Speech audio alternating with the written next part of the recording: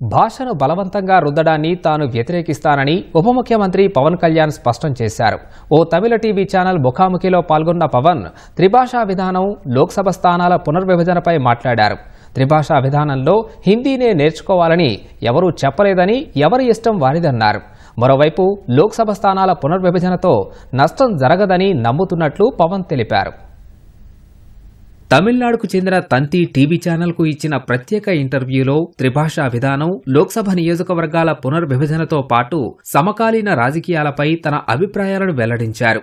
జనసేన 12వ ఆవిర్భావ దినోత్సవంలో ప్రసంగాన్ని ప్రముఖ తమిళ కవి భారతీయార్ కవితతో ప్రారంభించడం, ప్రసంగంలో అక్కడక్కడా తమిళం చోటు చేసుకోవడంపై సంధించిన ప్రశ్నకు స్పందిస్తూ టీనేజ్లో ఉన్నప్పుడు జీవితం గురించి భయం కలిగిందని, దానికోసం అన్వేషించగా అచ్చమిల్లై అనే భారతీయార్ కవిత కనిపించిందని, అవి ధైర్యమిచ్చిన పదాలని తెలిపారు. 2014లో పార్టీని ప్రారంభించినప్పుడు కనుచూపు మేర చీకటే కనిపించిందని, ఎలా ముందుకు వెళ్లాలో తెలియదని, మనసులో ఉన్న ధైర్యం తప్ప మరేమీ లేదని పేర్కొన్నారు.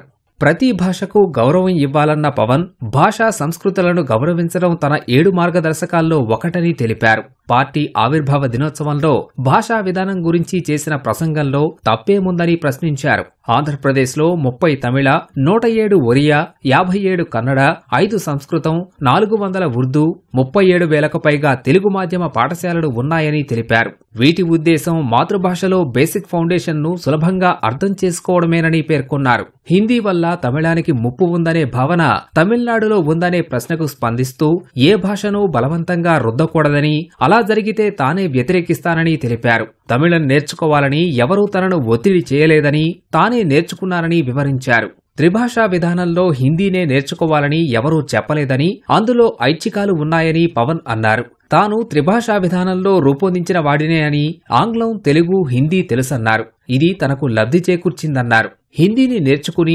తెలుగుకు తాను దూరం కాలేదని, ఇంకా దగ్గరయ్యానని తెలిపారు.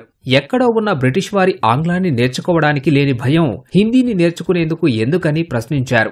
ఉత్తరాది రాష్ట్రాల్లోని పలు భాషలు హిందీతో కనుమరుగయ్యాయనే వాదనను ఆయన కొట్టిపారేశారు. పలువురు డీఎంకే నేతలు హిందీ మాట్లాడుతున్నారని తెలిపారు. తమిళనాడు, ఆంధ్ర నేతలు పలువురు హిందీ మాట్లాడుతున్నా బహిరంగంగా హిందీని వ్యతిరేకిస్తున్నారని గుర్తు చేశారు. త్రిభాషా విధానాన్ని రుద్దడంగా చూడ్డం లేదని, పలు భాషలు నేర్చుకునేందుకు అవకాశంగా భావిస్తున్నామని తెలిపారు. త్రిభాషా విధానం ఏపీ, కర్ణాటకలో సహజమన్నారు. ఈ విధానం ప్రభుత్వానికి అదనపు వ్యయమని ఎందుకు భావించాలని, ఇది అదనపు ఉద్యోగావకాశాలను కల్పించేదిగా చూడొచ్చు కదా అంటూ మరో ప్రశ్నకు సమాధానంగా చెప్పారు. లోక్సభ నియోజకవర్గాల పునర్విభజనపై దక్షిణాది రాష్ట్రాలకు ముప్పు ఉందంటూ చెన్నైలో జరిగిన ఉమ్మడి కార్యాచరణ సమితి సమావేశంపై పవన్ స్పందించారు. మొదట పార్లమెంటులో మాట్లాడాలని, తర్వాత పోరాడాలని, అలా కాకుండా ఒకేసారి రోడ్లపైకి వస్తే ఎలా అంటూ ప్రశ్నించారు. ఒకవేళ కేంద్రంలో ఎన్డీఏ ప్రభుత్వం లేకపోతే ఈ వైఖరి మరోలా ఉండేదని తెలిపారు.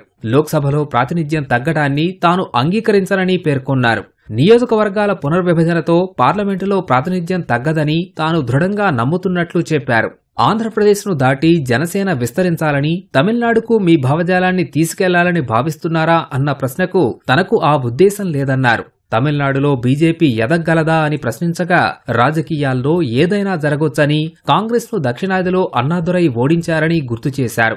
రాజకీయాల్లో తన ప్రయాణం, సాధించిన విజయాలకు తన సోదరుడు చిరంజీవి గర్విస్తున్నారని తెలిపారు.